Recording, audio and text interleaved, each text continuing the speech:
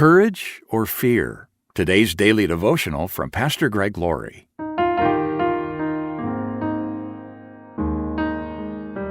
Our scripture reading today is from Matthew chapter 14, verses 28 and 29.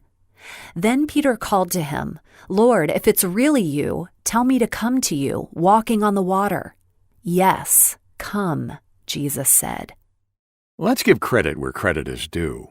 No one else volunteered to walk on water. Not James, not John, and not any of the other disciples. But Peter did. So Jesus told him, "Yes, come." What happened next?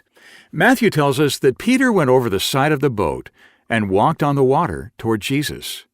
But when he saw the strong wind and waves, he was terrified and began to sink. "Save me, Lord," he shouted. Peter sank because he was afraid and because he took his eyes off Jesus. When fear reigns, faith is driven away. Fear and faith don't hang out together.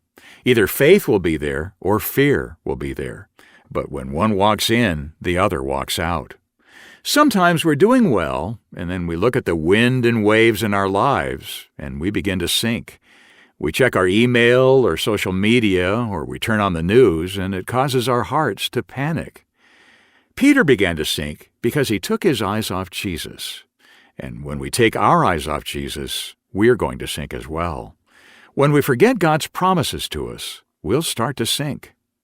But then Peter called out to Jesus, and he immediately reached out and grabbed Peter. "You have so little faith," Jesus said. "Why did you doubt me?" In the early days of the COVID-19 pandemic, I heard a doctor on the news say something I'd never heard before. Courage uses the same pathways as fear.